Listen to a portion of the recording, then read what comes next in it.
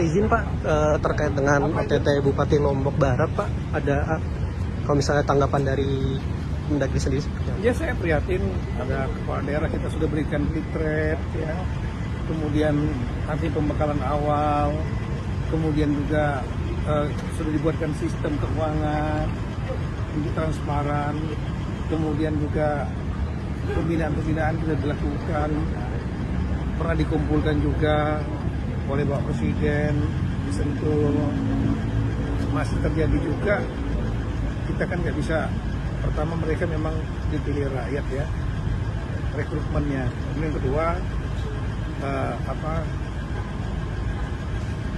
kembali ke integritas masing-masing orang gitu.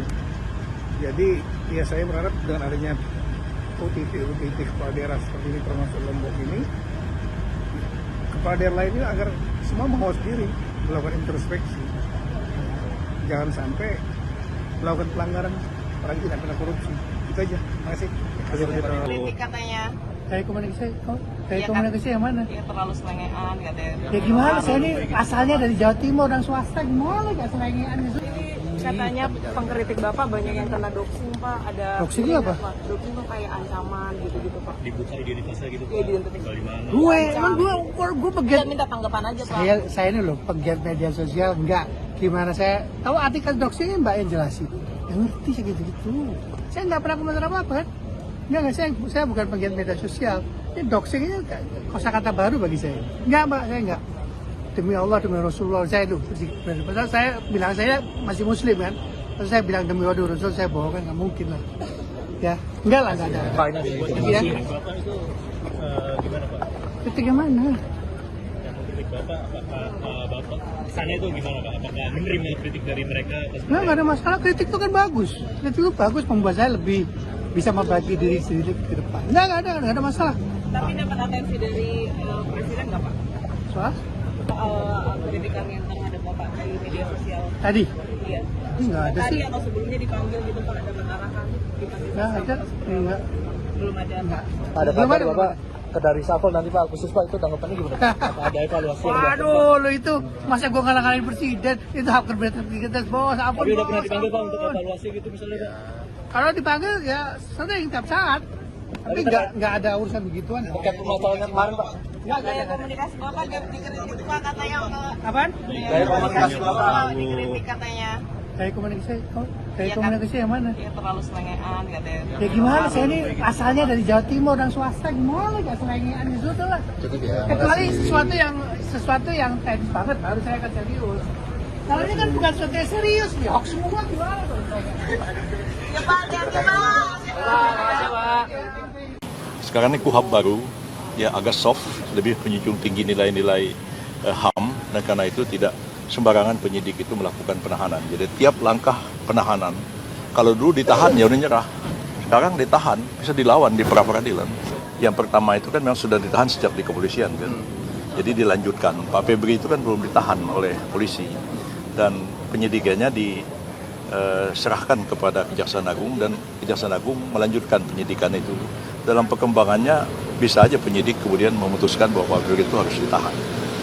Jadi itu sabar aja. Perkembangannya itu kan tahap demi tahap. Dan berdasarkan KUHP baru, tiap satu keputusan penyidik itu dapat di-challenge ke pengadilan. Beda dengan dulu, kalau KUHP lama kan nggak bisa. Jadi kalau seorang itu ditahan, itu kan karena alasan tertentu. Kemudian khawatir melarikan diri, kedua menghilangkan barang bukti, ketiga khawatir mengulangi kejahatan. Kalau misalnya ditetapkan, ya orang yang ditetapkan ditahan kan bisa melakukan perlawanan ke pra-peradilan. Jadi KUHP baru ini sudah begitu, tidak begitu menekankan lagi pada penahanan, kecuali memang dirasakan perlu. Kalau ditahan pun bisa di-challenge. Misalnya Bupati melakukan tuduhan korupsi, dituduh korupsi, terus ditahan dengan alasan supaya dia tidak mengulangi perbuatannya. Bagaimana mengulangi perbuatannya? Dia udah nggak jadi Bupati lagi. Ini salah contoh.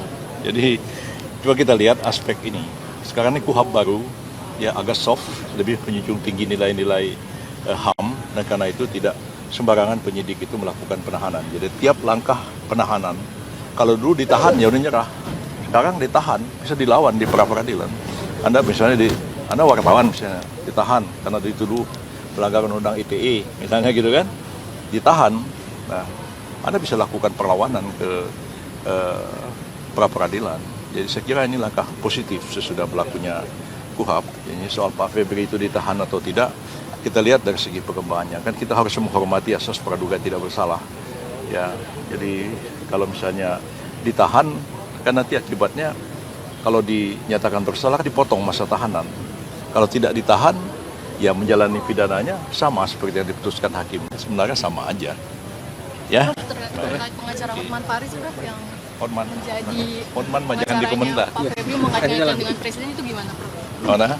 Hotman Paris yang ingin menjadi kuasa hukum Pak Febri tapi mengait-ngaitkan dengan presiden. Ya kalau Hotman jadi penguasa ya kita hormati ya tugas beliau sebagai advokat. Advokat itu kan penegak hukum juga, kedudukannya sama seperti jaksa, polisi, hakim dan petugas lembaga pemasyarakatan. Jadi kalau apa yang disampaikan Pak Hotman kepada publik ya kita hormati, itu sebagai bagian dari tugas beliau sebagai seorang lawyer, advokat yang membela kliennya. Wajar aja ya. Tapi mengaitkan dengan presiden karena sudah lama menjadi kuasa hukum Pak Prabowo, jadi turun tangan untuk Bagaimana? Pengacara Pak Febri. Kan saya tidak tahu, enggak masalah itu. Ya, kecuali masalah perdata. Kalau perdata misalnya perusahaan A, perusahaan B. Saya dulu lawyernya B, melawan perusahaan A. Belakangan saya jadi lawyernya sebaliknya, itu nggak boleh. Ini kan pidana kan bukan Prabowo pribadi. Pak Prabowo presiden, bukan pribadi beliau. Jadi tidak ada masalah dengan Pak Febri.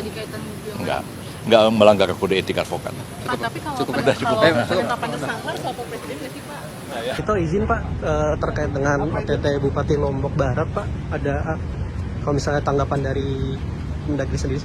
Ya saya prihatin, ada kepala daerah kita sudah berikan litret ya, kemudian nanti pembekalan awal, kemudian juga sudah dibuatkan sistem keuangan untuk transparan, kemudian juga pembinaan-pembinaan sudah dilakukan, pernah dikumpulkan juga oleh Bapak Presiden di Sentul, masih terjadi juga.